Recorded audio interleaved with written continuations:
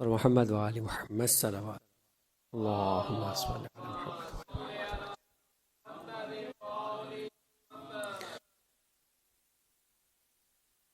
لا حول ولا قوة الا باللہ العلی العظیم. رب اشرح لی صدری ویسر لی امری واحلل عقدۃ من لسانی یفقہوا قولی. اعوذ باللہ من الشیطان اللعین الرجیم. بسم اللہ الرحمن الرحیم.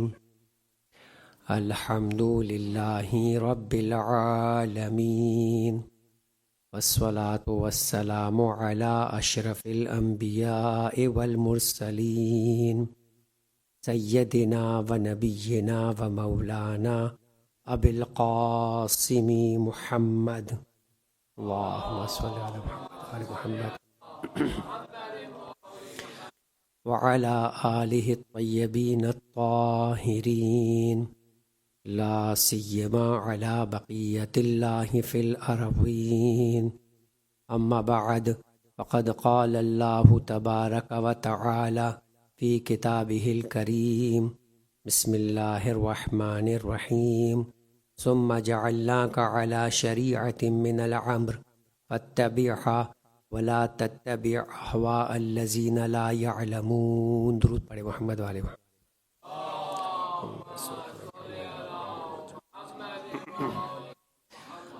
عزیزان محترم، مختصر سی گفتگو کے لیے کہ جس کا عنوان مسائل فقہ کو قرار دیا گیا آپ کی خدمت میں، قرآن مجید کے سورہ مبارکہ جاسیہ کی ایک آیت کی تلاوت کا شرف حاصل کیا، اور شعبان معظم کی گفتگو میں بھی ایک گفتگو میں اسے بطور نئے سرنامہ کلام پیش کر کے اس بات کو بیان کیا تھا کہ پروردگار عالم اپنے حبیب سے مخاطب ہو کر فرماتا ہے کہ حبیب، ہم نے آپ کے لیے ایک شریعت اپنے امر سے قرار دی ہے. آپ کی ذمہ داری ہے کہ اس کے قوانین کی اتباع کرے، اور اس کے علاوہ ہر وہ فرد کہ جو خدا کے بتائے ہوئے دین کے علاوہ کسی چیز کی پرواہ کرتا ہے تو وہ لوگوں کی خواہشات ہوا کرتی ہے. لہٰذا پیغمبر اکرم سے فرمایا کہ فتبعھا، اس شریعت کی جسے پروردگار عالم نے مقرر کیا اس کی پیروی کرے. فلا تتبع اہواء الذین لا یعلمون، ان تمام کے تمام باتوں کی جو لوگوں کی خواہشات پر مبتنی ہے انہیں چھوڑ دیں، ان کی پیروی نہ کی جائے. یقیناً عزیزان محترم، یہ 15 سے 20 منٹ کا جو ایک سلسلہ ہوگا جس میں آپ کے سامنے احکام شرعی کو بیان کیا جائے گا. آج چونکہ اس کا یہ پہلا سلسلہ ہے، پہلی جو ہے وہ گفتگو ہے، تو ابتدائی طور پر ایک دو باتیں بیان کر کے تاکہ اس کی اہمیت آپ کے پیش نظر رہے کہ جس طرح سے پروردگار عالم نے اس بات کو اپنے حبیب کے ذریعے سے ہم تک پہنچایا. بالکل ابتدا کے اندر اگر آپ توضیح المسائل کو، جو مسائل اور فقہ کی کتابیں دیکھیں تو 4 ابتدائی بنیادی باتیں وہاں پر احادیث سے ایبسٹریکٹ کر کے بیان کی گئی. میں صرف آپ کے سامنے سے پیش کروں، پھر آج کا 1 یا 2 مسئلہ شرعی بیان کروں تاکہ ہمارے ذہن میں رہے کہ یہ دین اور فقہ کی تعلیم جو ہے وہ کس قدر اہم ہے. تو مکتب اہل بیت ہمیں سکھاتا ہے کہ ہم اپنی زندگی کو، کہ جیسے ایک انسان مکلف ہو جاتا ہے، مکلف کا مطلب کیا ہے کہ اب پروردگار عالم نے جو اسے اس دنیا میں بھیجا تھا، اب وہ ذمہ دار فرد کے طور کے اوپر اسے شمار کرنا شروع کر دیتا ہے کہ اب اس کے جو اعمال ہے وہ پروردگار عالم جو کرامین و کاتبین کو مقرر کیا ہے اب وہ لکھیں گے کہ وہ جو اپنی زندگی میں بات کرتا ہے، وہ جو اپنی زندگی میں بات سنتا ہے، وہ جو اپنی زندگی کے اندر کھاتا اور پیتا ہے، وہ جو اپنی زندگی میں کماتا ہے، اپنے گھر والوں کے ساتھ یا اپنی انفرادی زندگی میں زندگی گزارتا ہے، ہر وہ فعل پروردگار کی بارگاہ کے اندر نوٹ کیا جائے گا کہ اس نے واجب انجام دیا، مستحب انجام دیا، مکروہ انجام دیا، حرام انجام دیا یا مباح انجام دیا. تو اس اعتبار سے اس کی زندگی کا ہر لمحہ خدا کی بارگاہ میں نوٹ کیا جا رہا ہے، اور ہر لمحے کا اسے پروردگار عالم کی بارگاہ میں جا کر جواب دینا ہوگا. جب جواب دینا ہوگا تو اس جواب دہی کو اوپر اگر انسان پروردگار کی بارگاہ میں اپنے اعمال کو تولے تو گویا تولنے کا جو میزان بنے گا وہ یہی احکامات دین اور پروردگار عالم کی جانب سے شریعت قرار پائے گی کہ اسے ایک میزان میں رکھا جائے گا جو حکم خدا ہے، اور آپ کے عمل کو ایک میزان میں رکھا جائے گا اور دیکھا جائے گا کہ یہ پروردگار عالم کی بارگاہ میں کس معیار پہ اتر رہا ہے. لہٰذا ایک شخص پیغمبر اکرم کی خدمت میں حاضر ہوتا ہے اور یہ روایت میں راوی کہتا ہے کہ سأل رجل رسول اللہ صلی اللہ علیہ وآلہ وسلم ان افضل الاعمال. ماہ رمضان المبارک ہے، اس رمضان کے خطبے کے دینے کے بعد بھی مولا کائنات کھڑے ہوئے تو سوال کیا تھا کہ ما افضل الاعمال فی هذا الشہر. اب ایک راوی کھڑا ہو کر کلی طور کے اوپر سوال کر رہا ہے پیغمبر اکرم سے کہ ان افضل الاعمال کے سب سے افضل ترین عمل کیا ہے. اب بات ہو رہی ہے عمل کی. جواب سنیے پیغمبر اکرم کا، فرمایا فقال العلم باللہ والفقہ فی دینہ. پروردگار عالم کی بارگاہ میں نے جو پروردگار کی بارگاہ کے اندر افضل ترین عمل ہے وہ کیا ہے کہ انسان خدا کے بارے میں جانتا ہو، خدا کی معرفت رکھے اور خدا کے دین کو کی سمجھ بوجھ حاصل کرے. یہ ہے افضل عمل. بظاہر وہ پوچھنے آ رہا تھا کہ شاید نماز کے بارے میں پیغمبر اکرم بیان کریں گے، روزے کے بارے میں ہم بات کریں گے، عمل کے بارے میں، مگر پیغمبر فرما رہے العلم باللہ والفقہ فی دینہ وقررہما علیہ. اور ایک دفعہ نہیں، 2 دفعہ اسے تکرار کے ساتھ بیان کیا کہ تم عمل کی بات کر رہے ہو، میں علم کی بات کر رہا ہوں کہ جب تک جان نہ لو کہ کیا کام کرنا ہے تم عمل کی فضیلت کے بارے میں تو دور کی بات ہے، عمل کی صحت کو بھی نہیں جانتے ہوں گے. پہلا کام یہ ہے کہ تم یہ جانتے ہو کہ تمہیں کرنا کیا ہے. لہٰذا فرمایا کررہما، 2 دفعہ کہا. فقال یا رسول اللہ. اب راوی بھی جو سوال پوچھنے آ رہا ہے اس کے ذہن میں کچھ اور تھا. اسألک عن العمل فتخبرنی عن العلم. میں آپ سے سوال کر رہا ہوں عمل کے بارے میں، آپ مجھے بتائیے کہ نمازیں کتنی پڑھنی ہے، آپ مجھے بتائیے کہ قرآن کتنا پڑھنا ہے، آپ مجھے بتائیے کہ روزے کتنے رکھنے، آپ مجھے بتا رہے ہیں کہ میں علم حاصل کروں. فقال ان العلم ينفعك ما هو قلیل العمل. علم اگر تمہارے تھوڑے عمل کے ساتھ بھی فائدہ مند ہوگا، وہ عمل جو تم انجام دے رہے ہو اگر بغیر علم کے ہوگا تو کتنا ہی زیادہ کثرت کے ساتھ کیوں نہ ہو تمہارے کسی کام نہیں آئے گا. لیکن اگر علم کے ساتھ تم تھوڑا عمل کرو گے، اب وہ روایت سمجھ میں آتی ہے کہ عالم کا رات میں سو جانا بھی عبادت ہے اور جاہل کا ساری رات خدا کی بارگاہ میں کھڑے ہو کر عبادت کرنا بھی عالم کے اس 2 رکعت کے برابر نہیں ہے یا اس کے بستر پر سو جانے کے برابر نہیں ہے. اسے سونے کا وقت بھی معلوم ہے اور 2 رکعت نماز اگر پڑھنی ہے تو کیسے پڑھنی ہے یہ بھی معلوم ہے. جاہل جس وقت جاگنا چاہیے اس وقت سو رہا ہوگا اور جس وقت سونا یعنی جاگ کر عبادت کرنا ہے اس وقت وہ سو رہا ہوگا. تو جاہل کا عمل پروردگار عالم کی رضا سے برعکس ہوگا. پھر پیغمبر فرماتے ہیں وَإِنَّ الْجَهْلَ لَا يَنْفَعُكَ مَعَهُ كَثِيرُ الْعَمَلِ کہ تمہاری جہالت کے ساتھ کثرت عمل بھی تمہیں فائدہ نہیں پہنچائے گی. پھر اس کے بعد دیکھیں اگلی بات، پیغمبر اکرم کی بات ہو گئی. اب علی والوں سے علی کی بات. فرمایا کہ من وصایا امیر المؤمنین لابنہ الحسن علیہ السلام. قبلہ مولانا آپ کے سامنے وصیت امیر المؤمنین سے متعلق بھی گفتگو کریں گے. وہ مکتوب نمبر 47 ہے. نہج البلاغہ میں ہی مکتوب نمبر 31 مولا کائنات نے جنگ صفین سے واپسی پر ایک طویل اپنا وصیت نامہ اپنے بیٹے امام حسن کے ساتھ خط کی صورت میں تحریر کیا، جس میں انہیں بتایا کہ میں کس عمر کے اندر اور کیوں تم سے تمہاری تربیت اور تمہیں وصیت کر کے تمہاری اصلاح چاہتا ہوں.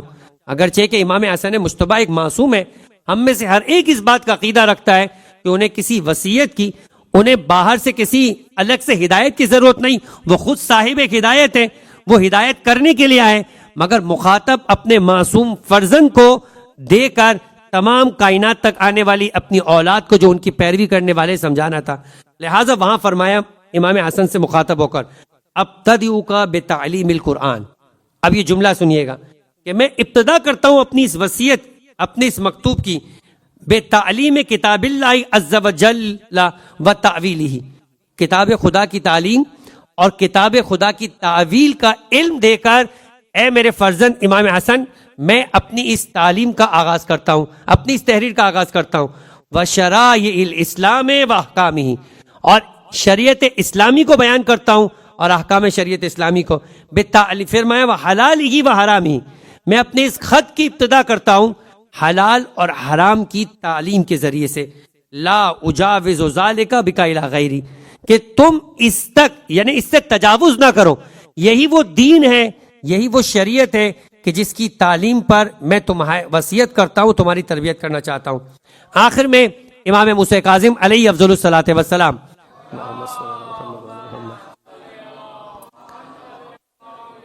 بہار الانوار میں فرماتے ہیں، اور گویا ایسا لگتا ہے کہ اس بات پر آ کر ہماری بات اپنے بالکل اس مقام تک پہنچ جائے گی جہاں ہمیں سمجھ آ جانا چاہیے کہ دین کی تعلیم اور شریعت کی اس تعلیم کے بارے میں کتنا زیادہ اہل بیت علیہ السلام ہمیں شوق اور اس سلسلے میں حساس تھے۔ فرمایا تفقہوا فی دین اللہ، دین خدا کے اندر تفقہ اور سمجھ بوجھ پیدا کرو۔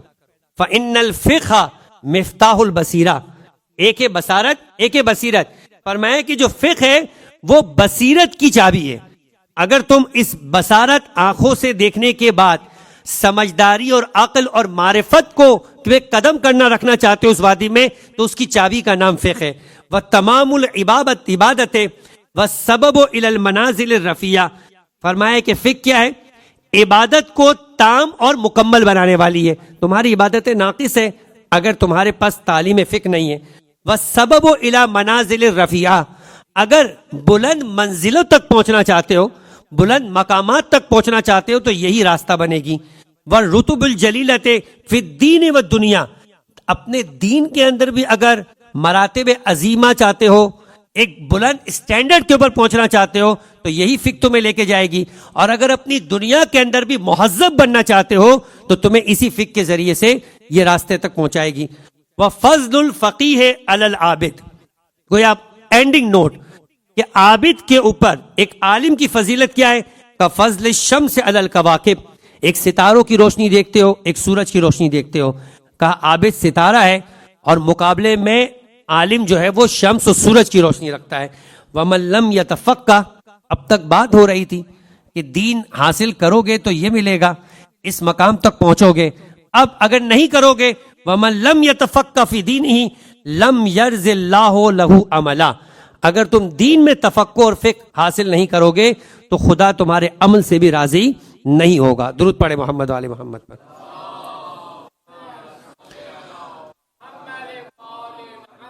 کوشش یہ ہوگی عزیزان محترم کہ آپ کی خدمت میں جس بھی مسئلہ شرعی کو بیان کیا جائے تو موجودہ جتنے مشہور مراجعین ہیں ان کو ذہن میں رکھتے ہوئے ایک مشترک مسئلہ پیش کیا جائے، تاکہ اختلافی طور پر کنفیوز ہونے کے بجائے ایک ایسی بات پر عمل کرے کہ جس میں ہر مرجع کی تقلید کرنے والا اپنے مسئلے تک پہنچ پائے۔ سب سے پہلا مسئلہ شرعی بیان کر کے گفتگو کو تمام کرتے ہیں۔ عنوان ہے مسافر کے روزوں کے احکام۔ اور جن علاقوں کے اندر آپ رہتے ہیں یہاں بہت زیادہ سفر سے متعلق مسائل پیش آتے ہیں۔ جاب کے سلسلے میں خاص طور پہ کبھی انسان کو شارجہ سے دبئی جانا پڑتا ہے، کبھی العین جانا پڑتا ہے، کسی مقام پر جاتا ہے، آیا وہ مسافر بنتا ہے یا نہیں بنتا ہے، کبھی اتفاقی طور پر، کبھی کام ہی ایسا ہوا کرتا ہے۔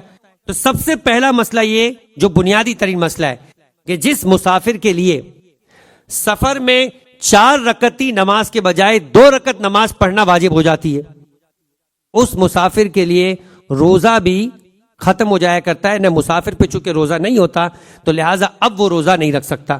تو سٹینڈرڈ یہ ہے کہ سب سے پہلے آپ کو دیکھنا ہے کیا میں ایسا مسافر بنا کہ جس پر 2 رکعتی نماز فرض ہو گئی۔